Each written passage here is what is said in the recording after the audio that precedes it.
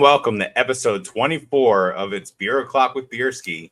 Special guest, PokeDNA. How we doing, man? Special guest. I feel honored. I'm doing good, man.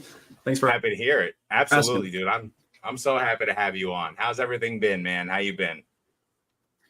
Super good. I haven't been hobbying near as much as I once did. I'm sure everybody has kind of noticed my slow retraction of the hobby, but no, I'm still going to a few collecticons a year and whatnot. Just not been as active, I guess, like online, but it's been a nice, breather and kind of, it's good to take a step back every now and then.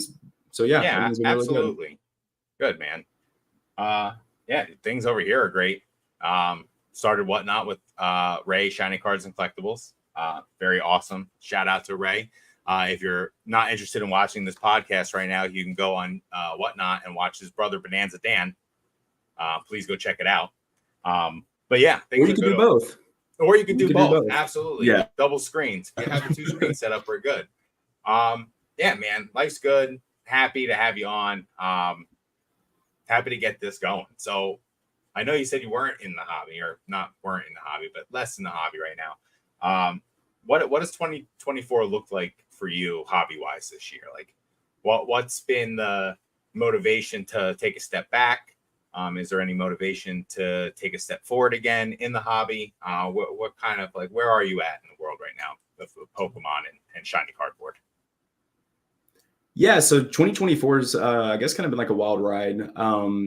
Still selling here and there. Still like I still have like a little bit of inventory, and still doing that aspect of it. But as far as like the selling side, that's a little different than hobbying, just because I guess that's hobbying kind of, but it's more or less just. I have very, very few items that I still hold on to that are in like my personal collection, and it's stuff that's been, given to me that I, find sentimental. So, but yeah, so I guess the reason I've taken a step back, is for a few different reasons. Is there's a lot of other things that have kind of like grabbed my interest, and, between like, fitness and, like I've recently got into rock climbing and just going out and not being online as much, I guess you could say. So I think that's been something that's been like really fun. And when I do get to enjoy and go out and, hobby, I get to go to collecticons and hang out with people like yourself. So it's kind of like the best of both worlds. Yeah, absolutely. All right. So rock climbing, huh? So I've dabbled in the rock climbing world a little bit. I was really into, and when I say really into, like I enjoyed reading about and following mountaineering, especially like the Everest Push in late May every year. Awesome website, AlanArnett.com. He literally follows the pace of every team going up and down that thing, like to the minute details. It's pretty awesome. So, and I have a buddy who rock climbs too. So I'm interested. Like, are you doing like bouldering? Are you indoor climbing? You're outdoor, like, are you lead roping? Like, what are you doing here? Dude, I don't think I could ever do outdoor. That is so scary. Like outdoor is pretty wild. All set. Yeah.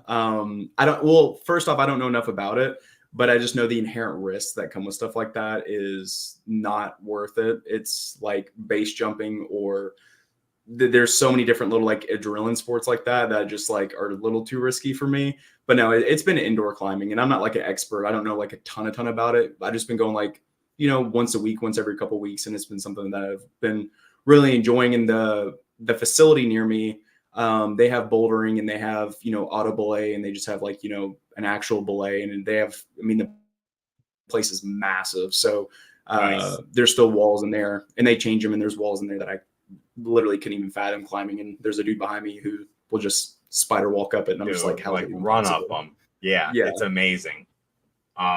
Yeah, the one by us is it's like a big warehouse in the middle of an industrial park, and it really is like the first time you walk in, it's super intimidating. Like in my closet here, I have all my climbing stuff. I just haven't been in so long, but it's something I would love to get back into. So you may have just rekindled something for me, DNA.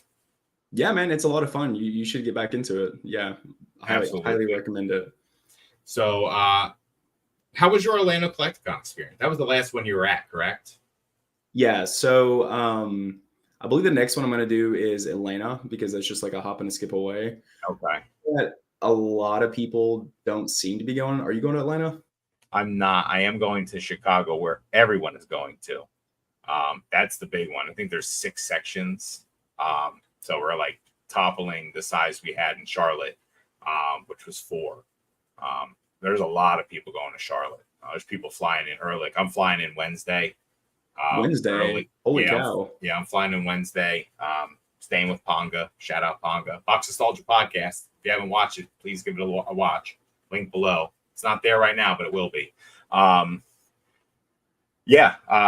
Staying with Ponga. I know Walrus is out there. I see Walrus in the chat. What's up, Walrus? Gonna go have dinner with those guys. One of the first nights we're there, and then do a little bit of sourcing and all that happy stuff. I'm really excited to go. I've never been to Chicago or that area before. Now that I'm flying all over the country in airplanes and whatnot, it's nice. I actually go places. I was so averse to doing it for so long, and now I'm happy that I'm actually doing it because I've been on the plane more in the past 3 months than I have been in the past 10 years. So did you just have like a fear of planes or so I flew when I was a kid and I was fine flying. The last time I flew before this year was 2017. I don't know what it was. Just the experience, I guess. The whole experience is stressful. None of it's fun. But then like this hobby, I don't know. September of last year, so it's almost been a year since I've been going to Collecticons and stuff, really opened my eyes to some things. And I realized that you can't drive everywhere if you want to go anywhere. So it's one of those deals. Yeah. Well, that's super cool that you're able to do that through collecting shiny cards. I think that's something that got you, I guess you could say, like out of your comfort zone or whatever. I think that's kind of cool. And it did. Like this whole thing got me out of my comfort zone. So we got Jake Smith in here. He wants you to get a little closer to the camera, please. Yeah, I can scoot up. Jawline, ladies and gentlemen. Is that good for you, Jake? Do you prefer the rest of the stream like this? This very undusted individual to my right. But let me adjust this one more time. But to answer your question, I guess for like Orlando Collecticon, it was a really, really good time, man. I gave you a compliment pre-stream, but yes. I said something that I always really enjoy about going to Collecticons is getting to connect with people that I haven't had the opportunity to connect with before. And you and Ponga were those people, coincidentally. You guys have a podcast now. So, but yeah, so going to dinner, obviously with the pool with, Greenie and just literally a ton of people out there. Super good time. I like chilling at the Airbnbs and, being like with the people that I know really well, but it's always a breath of fresh air to be able to go out and get to meet people that I haven't necessarily had the opportunity to talk to before. Yeah, that pool is fun. I really did enjoy that spot. The margaritas were flowing. They weren't the best margaritas in the world, but they were good for the pool that we were at. I think we were in that pool for 4 hours. We were in that pool for so long that I was just dragging my toes on the bottom, and I literally sanded my big toenails down to they were like thin at the top, and they were like hurt when I was walking around for the next couple of days because they were so thin and it was just getting pushed into. So we were in that pool for mad long. I think it was 4 hours I was floating in that thing. We were, yeah. We were there for a bit. I also have a question. So I heard this word the other day, and this is how I know I'm getting older. What is, and I hope it's not an inappropriate word, but what does mewing mean? Do you know what that means? Mewing? Yeah, someone said, "Is he mewing at me?" I don't know what that means, and I literally heard that word like yesterday, and I've heard it before, but I don't know what it means. I didn't look it up whenever I saw that. It's like making like soft nothing noises at someone, like like that's. Yeah, I don't think I was doing that. Unless I'm way out of it, because that's a word that's used in like the Game of Thrones books, like that's popped up in those books before. But I'm pretty sure that's what that means. Unless I'm missing something here. What are we talking about here? Hoot. Yeah. If who wants to give us a definition. Let's say hi to some people. We got Drew, number one mod in the game. Oh, that's right. What's going training on? your jaw, and that was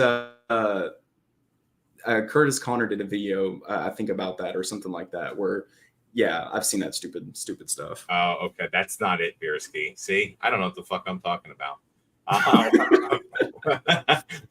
We got number one mod in the game, Drew. Here, what's going on, Drew? Pokey, let's see. We got Checks NFX in here. What's going on, Checks? We got Mr. Walrus, the man, the myth, the legend. Z&G Emporium, lowest consignment rates. This man's all over the place. He's working for everyone. We got Benji in the house. What's going on, Benji? Hopefully, so Benji, Java Akuma, Catch 'em All Collectibles, and myself are all on a weight loss challenge right now, or healthy living challenge. We all weighed in. Our weights are put down, and I think we're trying to see who can lose the most weight before the first Collecticon next year. Dan also wants to be able to get Rusties. Yeah. So I weighed myself. I was on vacation. I was hamming it up. I ate a whole bunch of food that day. I was going to have a high number. The number was scarily high. So, I got to get that way after vacation. I got to get back at it. With the salads are flowing. Back at ironworking again. So I'm climbing around steel. So that'll help with all that. But yeah, shout out Benji. Hope you and the family are well. Hope the new kiddo is doing well, Drew. We got Grimer Collection here. What's up, Grimer?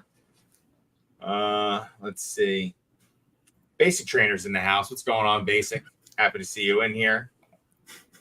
Let's see. 6 sections and almost 2 sections worth of people walking. Yeah, I'll be walking. It's crazy the amount of people we're going to have in Chicago. So I don't know if it's something you're interested in getting to, but it's what? Hotland is in September, correct? That's coming up. Yeah. I think I'm going to do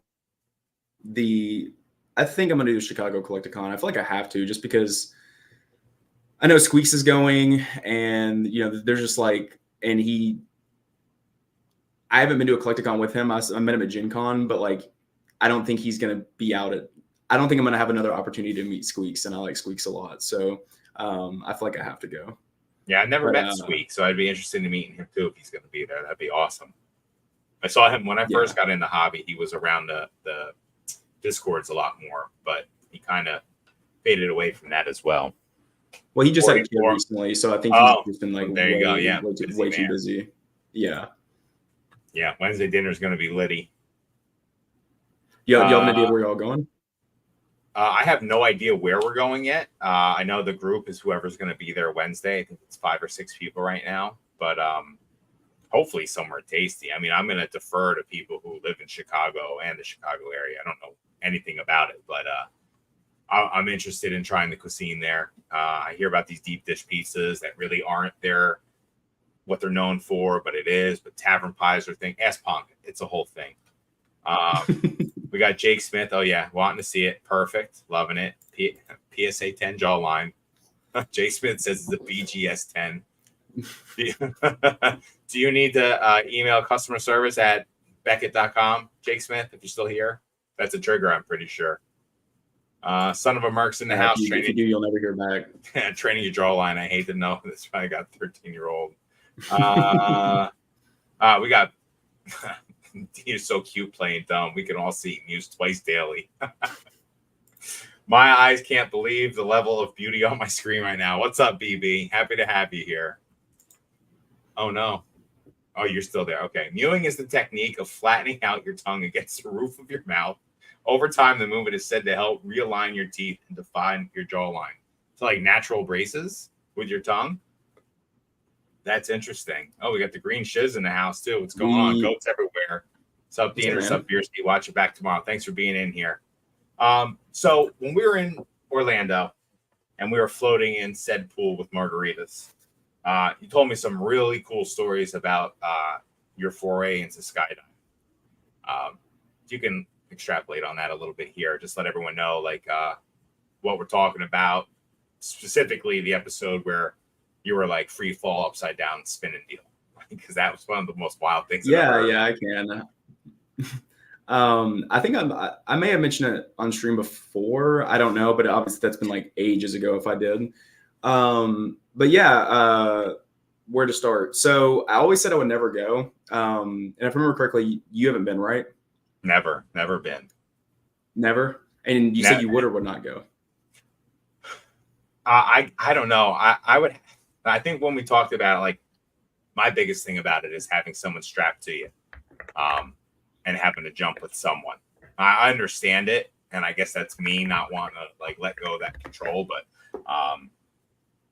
yeah, I guess now in my life, flying and stuff, and just like 36 now, like why not? Like I would do it. I'm over the weight limit, hence the aforementioned weight loss challenge. But 250 plus is not okay with the skydiving instructors. You got to be much lower weight than that. You can, and I'm not going to ask how much you weigh because that's none of my business. But if you are paired up with 255, yeah. Oh, dude, yeah, you could totally do it because especially with those tandem ones, you're flying on like a 280, which is like a massive canopy, and dude, those canopies are so big, and especially if you get paired up with like a smaller guy, then you're way under the weight limit. Because my dad's 270, he chickened out, but he was supposed to go, and they're like, yeah, we can get you in even though you're over 250. They're like, we can pair you with this guy. His name's Issa, and we're like, we can pair you with him, and he's like 145 pounds soaking wet, and there's like you'll be under the weight limit. So wow, geez, man, that's such a weight discrepancy there. And that man's in control of everything. That's amazing. No, his nickname's the Air Ninja, so he knows exactly what he's doing. But yeah, man.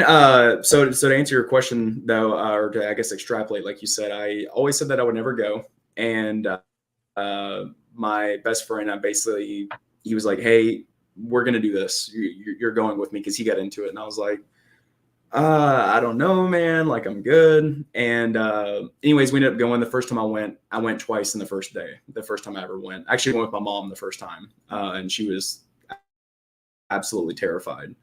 So got into it, been through training, like solo training and stuff like that.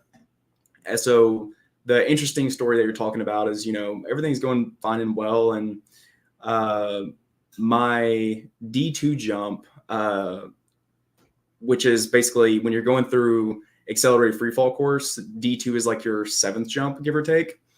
And you're basically practicing 360-degree turns through the air. So you're falling down the elevator shaft and you're basically maneuvering your arms to where you're spinning like that. Well, I was super stressed out, and it doesn't sound like it would, but if you're super stressed or have anxiety or like just lots going on in life, the amount of like mental control that you have when you're under like that much adrenaline isn't necessarily there when you're still like learning how to do everything. And you have to have you're falling so fast. Like because I jumped 3 times in one day, and you're like sore afterwards because you're like basically controlling your muscles when you're under 120 mile an hour winds for like a minute. You know what I mean? So it's like, it's very taxing on your body. So anyways, I'm hanging on the side of a plane, right? And my instructor's right here, and I have a video of it. I'll show it to you after stream. I'll plug it in if you want to see it, because it's terrifying. I do want to see. Is it POV, or is it from his view, or is it your view? His view. So you can see everything. Right on. Yeah. I definitely want to see that. So I'm hanging on the side of a plane, and what you're supposed to do is you're supposed to jump over and out. The wind kicks you, and then you fall like this, and then you just fall straight, right? Well, when I jumped, I turned, and so when I turned, the wind hit me, and I start spinning. So I lose control, and I'm on my back. And I'm not panicking, because I'm going to pre-emphasis or put some emphasis on this is whenever you have something crazy happen, like, you hit your head jumping out of the plane, which you have a helmet on, and like, God forbid something wild happen, you have what's called an AAD in your back, which stands for automatic activation device. So if you're falling above a certain speed and it triggers at 700 feet, and it automatically deploys your reserve chute, which is a bigger, safer canopy. So when you jump out, you always have that in the back of your head, where it's like, I could literally never pull my parachute, and I'm like, I might land in somebody's roof or somebody's yard, but like, I'm going to land. And so never really scared in that aspect of it. So I was like, I'm good. So I'm on my back, and I do this thing. It's called rolling out of bed. It's basically when you put your arm here, the wind hits this arm, and then you flip over and you get back and stable. Well, something that I've always struggled with at the time was, my legs kicking. And when your legs kick, you lose control. So I'm on my back, roll out of bed, and then I flip over and my legs are still kicking. And that process repeats multiple times, like 3 times, to where the wind picks up and I just start spinning like this on my back, falling through the air. So my instructor comes in and he basically, dives in and tries to like grab me to get me stable. And when he does that, I'm spinning, so I kick him in the head. And he tracks back and tries to come grab me again, but I'm tracking so far away from like the landing pattern that he like can't do it. And my adrenaline's pumping so hard and I'm trying to get stable that I don't realize how fast I'm losing altitude. So I'm spinning and basically all I see is like a glimpse of my instructor. It's like instructor, because I'm just spinning. So he's like right here, my head's here. I only see him for like a split second. That's terrible. So it's absolutely terrible. But I'm not like my adrenaline's pumping. I'm like, oh shit. But like, I'm not like absolutely like terrified, just because once again, I know I have that. And I also don't realize how fast I'm losing altitude.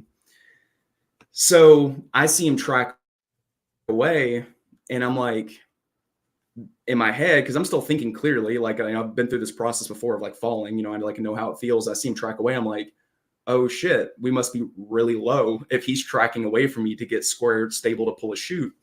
So I was supposed to pull at like 5,500 feet, and I'm on my back, and I look at my altimeter, and I'm at like 3,300, give or take. Wolf. And you're supposed to be square, stable, have a functioning parachute at 2,500. It's called your decision altitude.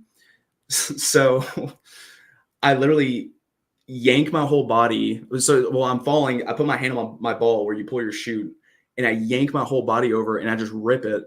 And the way I'm spinning, my parachute opens up on my neck, and it's called riser rash, and it cut my whole neck right here. Not like super bad, but it looked like I had a massive hickey and a cut right here, basically. And it's called riser rash. I don't know if I already said that, but then I'm like shaking once I got under canopy and stable. I get into the landing pattern, get into the landing zone, and landing is actually a lot harder than it sounds, because you basically have to flare your chute. There's like a whole process, and it took me like 4 times to get it down. And then on this one, right after that, I flare too early and basically like fall, and then I run and just face plant. So, so after all that, yeah, that happened. But I jumped right after that, because I was like, if I don't go now, I'm never gonna go again. So yeah. But yeah, it was pretty terrifying. And that jump after, dude, my heart was beating out of my chest, dude. I was so nervous. That must have been the most adrenaline you've ever felt in your life, in that moment, sitting up in that airplane, waiting to go after that. Like that, I can't imagine. Oh, dude, yeah, that was not fun. Yeah, honestly, like the whole way up, I was just amount like, of adrenaline. Like, what's happening here? I don't feel good. Why am I doing this to myself? Yeah, been there.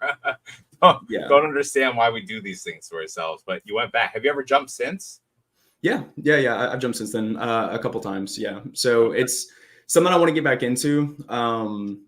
I haven't gone in a minute, so it's something I really want to get back into. But rock climbing's kind of taken over recently, and when I get back into it, I want to stick with it because it's super expensive, and I want to go all out and get like my own gear and like all that jazz. Just because getting all that set up, and you can go. It's an hour and a half away from me, so you can literally go there, sit there all day, and not jump because the clouds or the weather, or there's a ton of like tandem jumps. So it's just like it's a very big time sink. It's like golfing or duck hunting or anything. It's just like very time intensive and very expensive hobby. So Pokemon collecting. Yeah, Pokemon collecting. Yeah, exactly. Yeah. Oh man. Yeah, man. That's a wild story. Makes you not. My parents won't watch it. No, I can't wait to see it. That's gonna be awesome. Oh, there he goes. He's spinning. The death spiral's happening. Let's see what we got here. Who else came in here? Can feel the changes in my gum line already.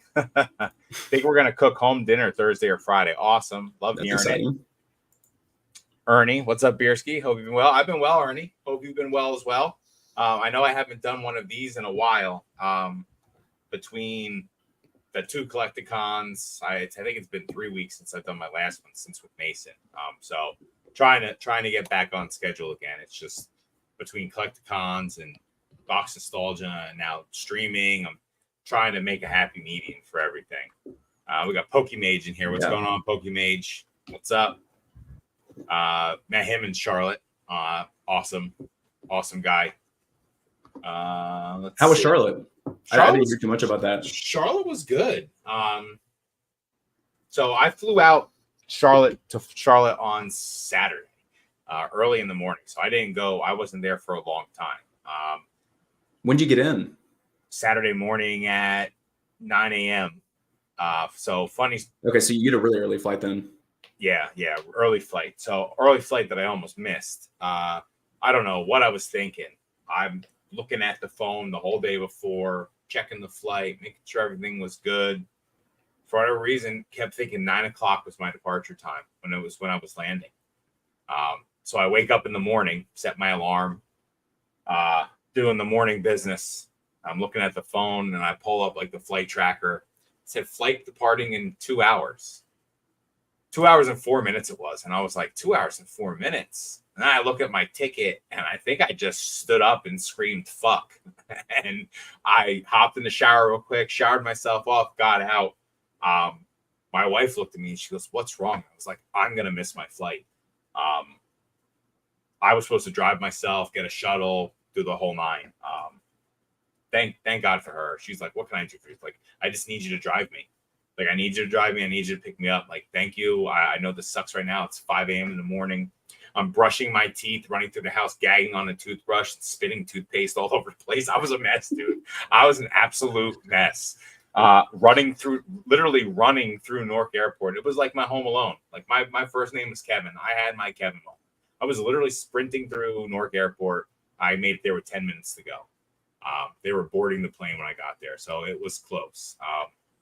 There's no worse feeling than that. It's so crappy. Like, that is not a good feeling. Like, and I just felt helpless. Like, I was asking all the like people that worked in the airport. Like, the one lady I showed, I was like, is it even worth me going to the gate, like trying to get there? She's like, if you go now, you can make it. And I was like, ooh, she wasn't wrong. But like, there was people like, I don't know, like everything lined up. There was a new line that opened up. Like, I was the next one in line and a new line opened up. So I got to skip like 40 people. Like, if I didn't skip those 40 people, it never happened. So just crazy stuff like that. Wonder picked me up from the airport. I got to meet him and his family. Hung out there, slept there Saturday and Sunday night. We had that great dinner Saturday night with Dan, Charlie, Zach. Oh man, there's so many names. Benji was there. Grimer was there. Larry. So many people. I think we had 25, 26 people there. So that dinner was awesome. That dinner? Yeah. We went to that. Yeah. Poke Chef set us up in the like executive room at the Capitol Grill in Charlotte. So we had like our own wait staff. It was a prefix menu. It was delicious. Like, I couldn't eat my steak. I'm terrible at eating when I'm out. So when Dan did his Collecticon video, he took pictures of me like with my doggy bag and like me hanging my head in shame because like it's kind of shameful. I'm 36 years old. I should be able to eat a steak out dinner with my friends. No, so I had to eat it for breakfast the next morning. It was good. And then walked around Collecticon, saw some cool stuff, met some new people. Met quite a few new people. Found out way too late that they were serving beer there. That would have made my whole Collecticon experience that much better. And then the next night we went to Wonder's for Wonder's party that he had. And, excuse me, that was one of the best times I had in this hobby so far. So, does he live in Charlotte? Just outside of Charlotte, yeah, like 20 minutes from Charlotte. So, Poke Chef flew in from Gen Con. He was at Gen Con with Old School Pokemon and Mr. Walrus and Brad G doing the eBay Live stuff there. Yeah. So what do you mean? I don't know if you have any more information, but like, what do you mean by eBay Live? Like, because okay. So were they like with eBay or were they just like streaming there? So they were with eBay streaming for eBay Live on stage. It was 4 of them. They were like some of the marquee people that were there to do it. So at Gen Con, it was actually pretty wild. So it was all 4 of them up on stage, did 2 shows. I think one was Saturday, one was Sunday, or one was Friday night, one was Saturday. And then Chef flew home from Gen Con flew to Charlotte and then cooked for everyone Sunday night on 1 hour of sleep. So like chef being the G of all G's. Yeah, dude, coming in clutch. Yeah. He showed. We were all just there watching him for like 2 hours cut fruit and meat. It was the most relaxing. Like we want him. We tell him it's like you should do this on YouTube. People will watch it. For sure. There you go. You're good. We got Czar lurking in here. My man Beerski without Ponga tonight. All's right in the world. Man, you really dislike yourself some Ponga. Always saying how old he is and shit. I almost fell in my bathtub the other day, and that exactly not fall. Oh, yeah, talking about falling out of the airplane. DNA is alive. Fat Belly collects. What's up, Fat Belly? I am indeed alive. Oh, instructor. Oh, it's the guy who kicked me. Oh, we got Chef in the house. What's up, Chef? Sorry, not here long. Dropping a premiere, just saying hello. What's going on? Thanks for being here, Fat Belly. It's good seeing you in here. Let's see. I lied. I didn't sit a premiere. I'm slow. Late, finally here. Thank you. Yeah, Nick is the GOAT. Absolutely. Yeah, Nick brought Chef in. Chef's got some exciting stuff. I'm not going to spill it here, but he's got some exciting stuff coming up soon. Well, that's cool. Yeah, very cool. Speaking of Gen Con, have you ever been before? I haven't, but Walrus kind of talked me in, and Chef kind of talked me into going there next year. So it's really, really cool. It's very different than Collecticon, but yeah, it's really cool. Yeah, and the reason, sorry, go ahead. No, go on. The reason that I asked if they were like with eBay there is because obviously Gen Con's massive. I think like 120,000 people go or something like that. Yeah. And eBay had this like crazy booth, which I'm sure y'all have seen pictures or something of, but I don't know if it was the same. It definitely wasn't the same as it was last year when I went, but it looked like the Rainforest Cafe. Like it was like the craziest setup. They had like awesome. All these trees and like these like fake trees, and it's just massive area. And they can correct me if I'm wrong, but I think to get like a vendor's like a section there, it's like $20,000 or $25,000. Like it's like crazy expensive. Oh, that's why. Yeah, and I think they're like grandfathered in. Like you don't lose the section once you have it. Like it's yours until you give it up. Yeah. Yeah, they were there with eBay proper, like eBay Live as a team. I know they were rubbing elbows with the CEO of Lorcana. They were doing a whole bunch of crazy shit. But Chef said spill it, so I'm gonna go ahead and spill it. Chef is now streaming for eBay Live. His first stream, I think, is this weekend, the 31st or the 30th. So, you know, I'm super happy for him. I know that is his end goal to get on eBay Live. So I'm very happy for him. He'll be streaming for them soon. I know he's been sourcing his butt off, getting what he needs for it. So very happy for you, Chef. If everyone can, please go check him out this weekend on eBay Live. That would be fantastic. Yeah, that's awesome. That's really cool. It's expensive and you really can't get in the vend. Yeah, and I would say it's definitely like pure pleasure like thing to go to, just because you're not going to find any like crazy deal. You might be able to, I don't know, but like there's just so much going on. It's more like board game intensive. But I think like the coolest memory that I had whenever I went was with it was me, Mason, Squeaks, Britt, Squeaks' wife, and Brandon was there too, BB, and we were all hanging out, and it was like 11:30 at night, and we're on the Colts like stadium like field, and because they are part of like Lucas Oil Stadium, and we're sitting on the everywhere, dude. Like when I walked in, they were having like a Match of the Gathering like tournament, like where the Colts play. It's like, dude, Peyton Manning like tore the field up yeah, right here where this dude's like playing Magic and showing his ass crack. You know what I mean? Like it's just like very, very, very different. But we were sitting down there just like playing board games like on the Colts like field, which I thought was just like super neat. But yeah, and Avatar was there, my favorite show of all time.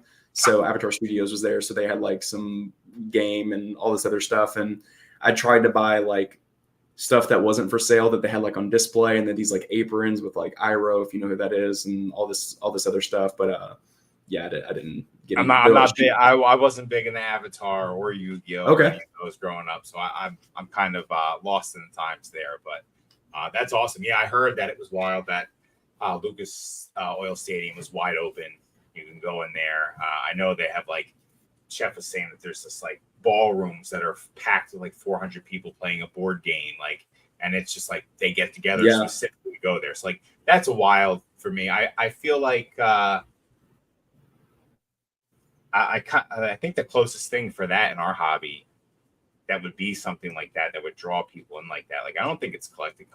I don't know if Card Party will ever get like that big, but I feel like that has more of a feel where it's like not as large, obviously, not even close to as large, but like an event to go to rather than just going around tables. It's a whole thing. Well, it has to be like an exclusive event, kind of like Gen Con is, you know what I mean? Where it's like a once a year kind of thing. Once a year thing, yeah. Yeah. Definitely interested in getting out the Card Party next year. I know there's 2 of them. There's one in Tampa and there's one in the Pacific Northwest. Definitely interested in trying to get to the Pacific Northwest one.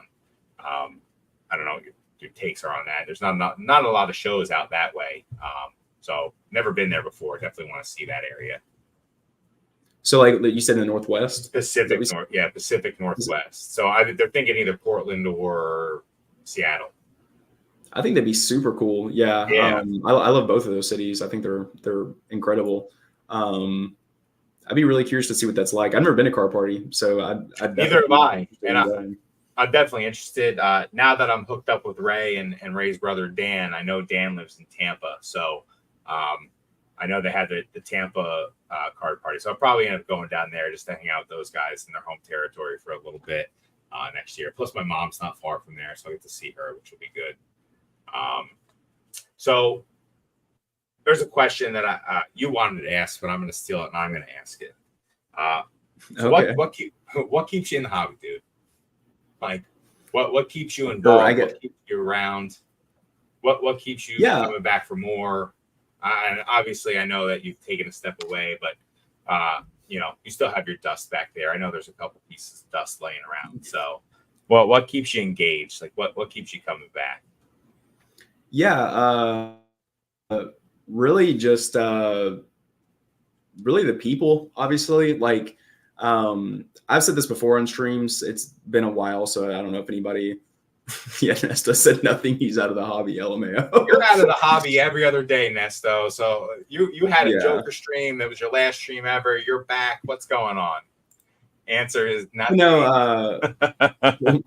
What keeps me like what made me want to come on here and what keeps me like in Discord and stuff like that. It's really just like the people. But yeah, I don't know. It's something I never expected to get out of Pokemon was like just the events are the only thing that really keeps me in, because I think whenever I was like deep into collecting the E-series and just like looking at building all these sets and all these like binders and all this stuff, which is like super cool.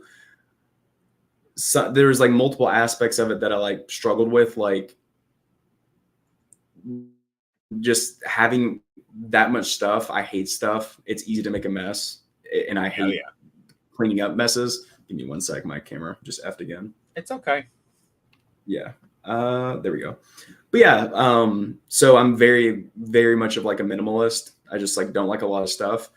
And I think going to shows, I can enjoy a lot of the stuff that I like really like about the hobby without having to like have it. And I get just as much enjoyment out of it because I guess I could relate it to, this is very different analogy, but I guess I could relate it to like my brother just had a kid, right? I'm like uncle as of like a couple months ago. I'm 26, I'm single,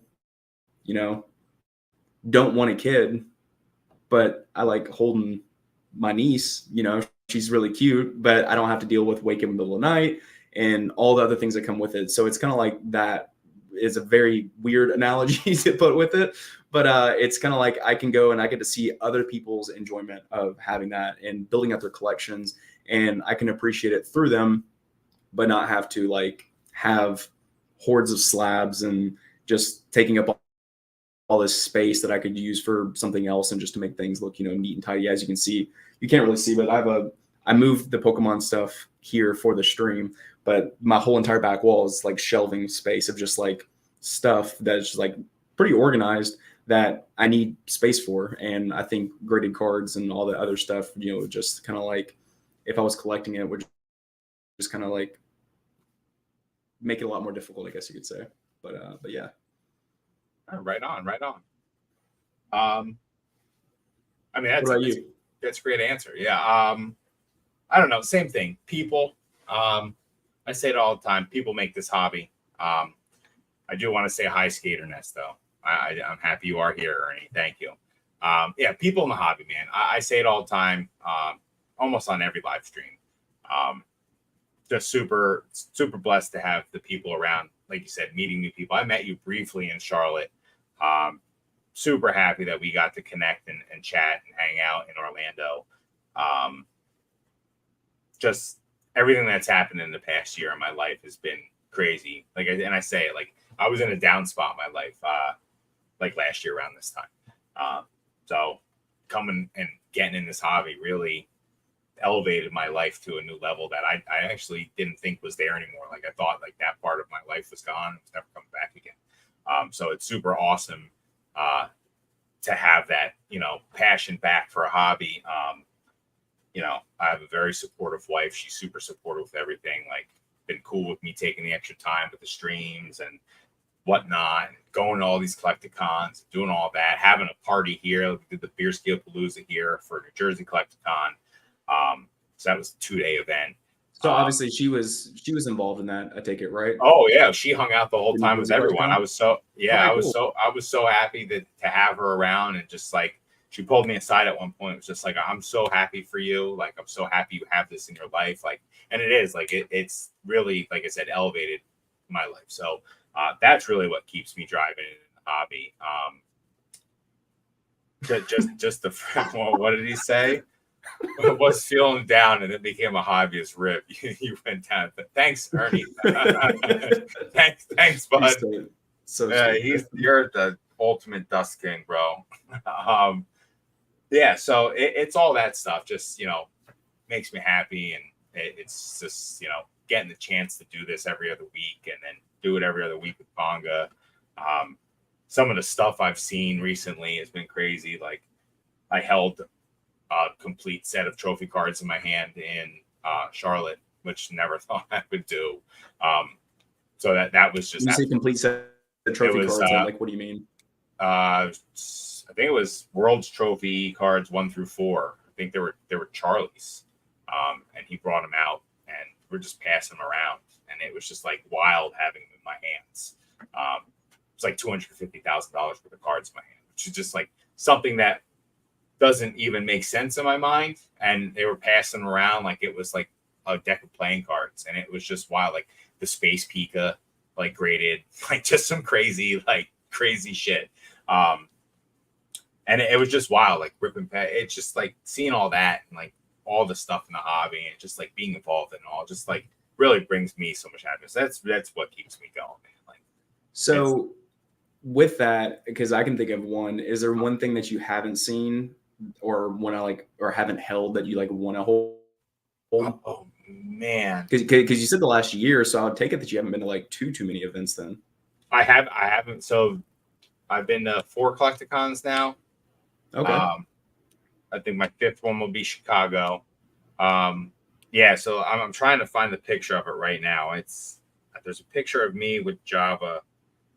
I'm sorry, 1 second, and then I'll get to that. No, you're good. I went too far. Here we go. Yeah, number 1. It's not going to look good. Oh, come on. So it's a number 1 through number 4 trainer. It's a terrible picture, but they were there and they were in front of me, and it was insane. Yeah, I mean, listen, like I know if the illustrator is whatever, but I'd love to hold an illustrator in my hands one day. Like that would just be cool, just because it is what it is.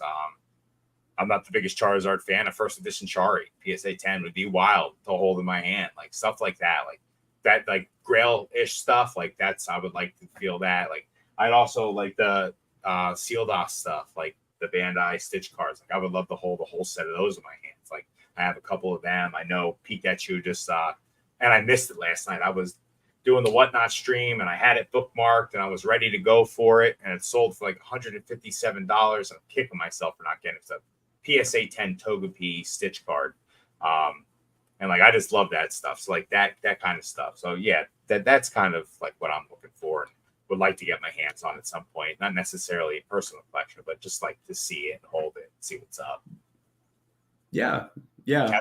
How about you? Anything that you, oh my God, we have a Mertz Collectibles in here right now. What is up, dude? How are you doing, Mertz? What's up, man? So happy to see you in here. I hope the little one is doing well. I'm pumped to see you in Chicago, bud. Mertz is a good one. He really is. Mertz is super cool. Mertz is the man. So what I think what it was Charlotte. Was it Charlotte? Yeah, I think it was Charlotte last year that I got to hang out with him a good bit. Because we were just talking about Charlotte. But no, obviously like an illustrator I think would be cool, but really want to hold a sealed EXD Oxus booster box. That's my grail. So I think I've never even seen one in person. So I think it'd be really, really cool to see that and hold that or whatever, because I've held a First Ed base box. I've held that's pretty much everything that I think would be really, really cool outside of like the first Pika trophies, the illustrator, and that booster box. So yeah, I've been to one of the Collecticons. Someone said that someone had one for sale, and I walked up to it, and they said that I walked up to the booth where they told me, and they said that they sold it 20 minutes ago, and I was like, "Oh no, yeah." I just want to hold it for a second, man. That's all. Yeah, hey, do you mind if I just hold this? I have zero intentions of buying it. Yeah, I just want to smell what it smells like. We got Ernie in here. Yo, not financial advice, but sell those Stitch cards ASAP. So I've been noticing the downtrend on them. I'm surprised that Togepi went for as cheap as it did. But it goes with the, modern is modern and vintage dust is vintage dust. And that's fucking fart sand back there. That stuff's in the wind. Like, it's so dusty. But I love that shit. Like, stuff that no one knows about. And I see it and I'm like, I don't know about it. And then I'll purchase something and then I'll deep dive into it. Like, I love like those old non-official TCG cards. Like, for whatever reason, they do it for me. Ernie, it's just I'm sure other people find it just as cool as you do, but once again, like you said, modern is modern. It's just because it's promotion, and that's why Whatnot and eBay Live and all that stuff does so well, is because when you have stuff in front of people's faces that looks really cool and it's pretty, like you put this, like if you put that card, explained what it was to a couple hundred people watching a stream, it's going to go more than $150 because people can appreciate it, but people just don't know what it is. Don't know what it is. You saying that that's something that you like really like, I find really interesting, because like those cards aren't even like on my radar like ever. I don't think I've ever owned one, and I know what they are. So it's just like people aren't looking out for them. I think is why those might be on a downtrend. And that's, I'm bummed out I missed that. I so wanted to buy that card, and just I was packing orders, and dude, after a Whatnot stream, you are amped up for a little bit. Like there's no, because you're like at a high level that whole time, and then you can't just come right down. It's a very weird feeling. It's very bizarre. Like it feels like kind of after like a sports game, like when you play a game, like, and you're like, oh man, like I'm amped up after this. It's like just like sports, except you say let's go like 10 times. Yeah, like I want to do some push-ups in the middle of the stream. Like I'm that amped up. But yeah, we're talking about modern is better. So we were running Unbroken Bonds packs. People don't know what stuff are, or what stuff is. Like people, Unbroken Bonds is, and we were talking about it, and like anything pre-2020 really. And it took me a while to start learning all those sets. Like a lot of people don't understand, that the hobby existed before then, I think, and it's all new and modern. Oh my God, Superman, Goldfinger. Put on Poke Flips. It's bring you right down. Thank you. Tony. Somebody needs to make a compilation of Nick every Pokeflips intro back to back to back to back to back. That would be fantastic. It's the same thing. It would just be like the same picture, the same noise, everything. He's been doing the same thing forever. eBay 10 hours of old school Pokemon. Yeah, that would be great. It would be the only YouTube video he puts out this year.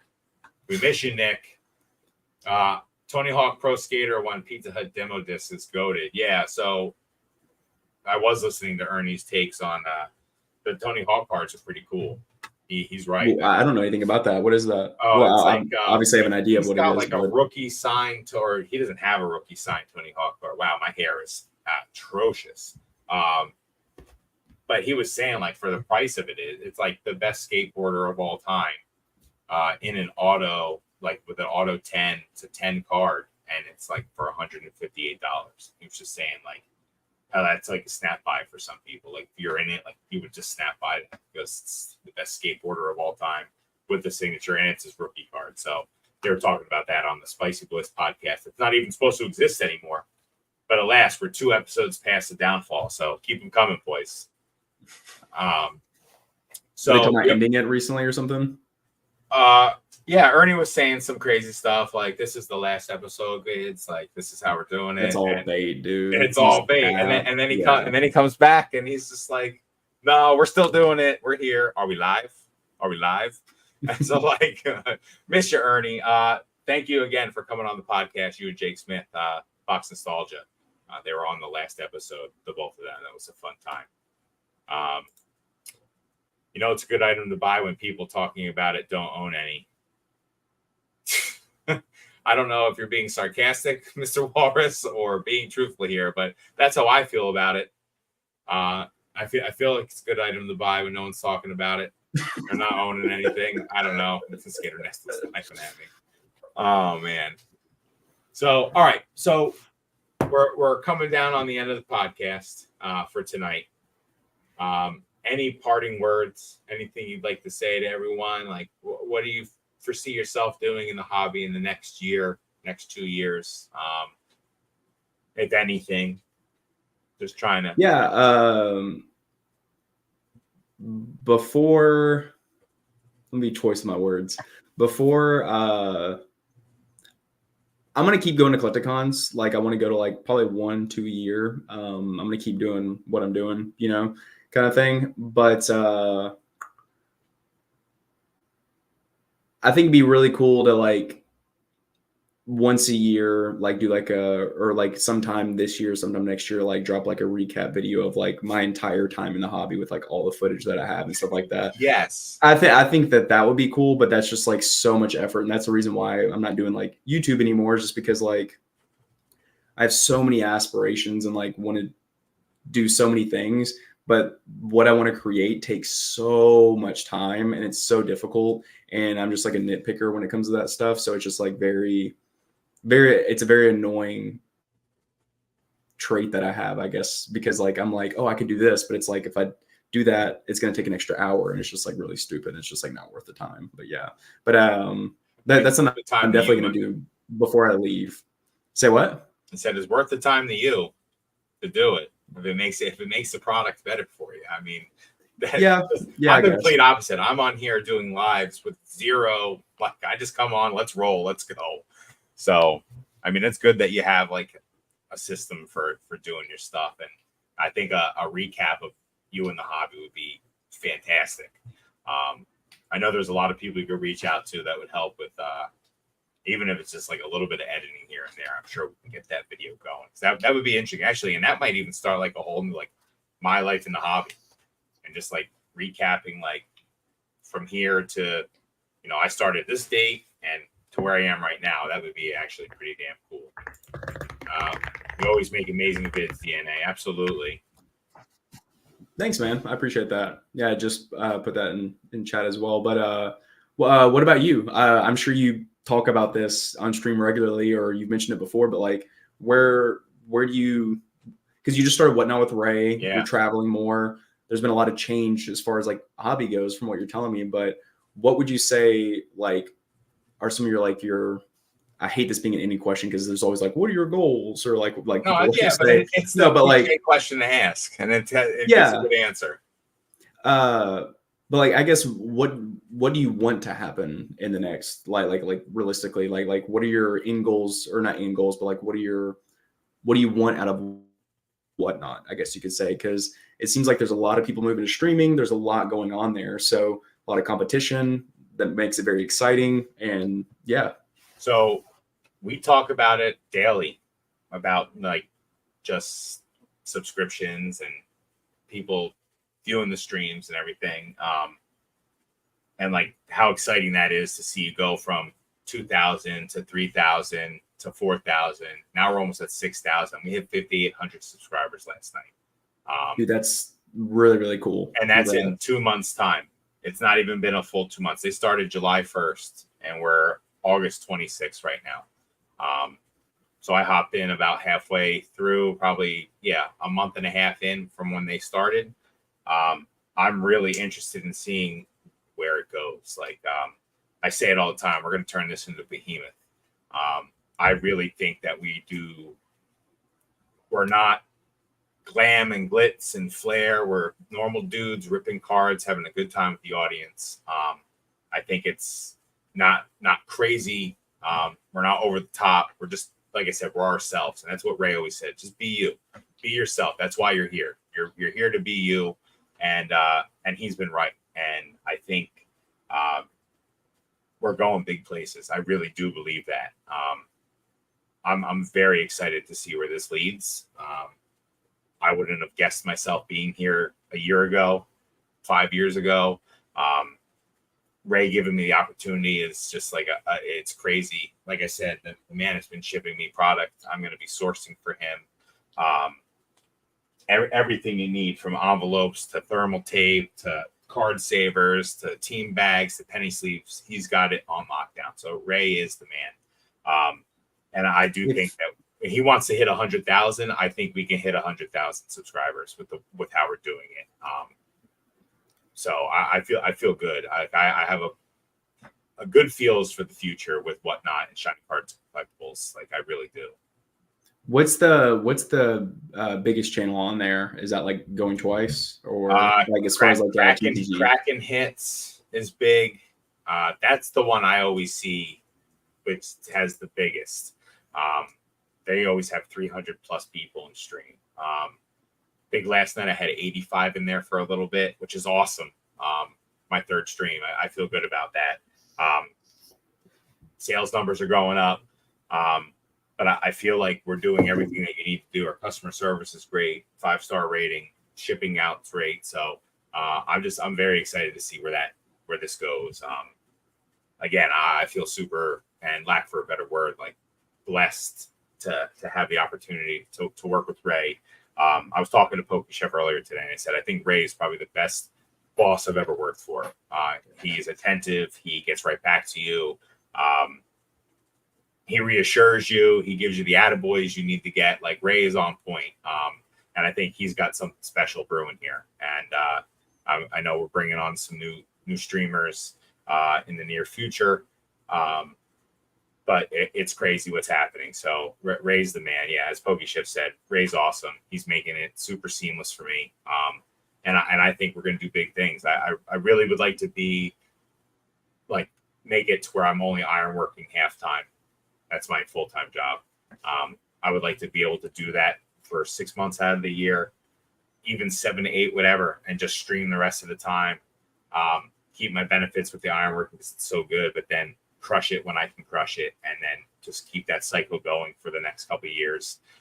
That's where I'm at. Like, I want to be able to hybrid work by doing that, supplement it with that eventually. And I think it's something we can do. I really do think it's something we can do. So I'm excited for it.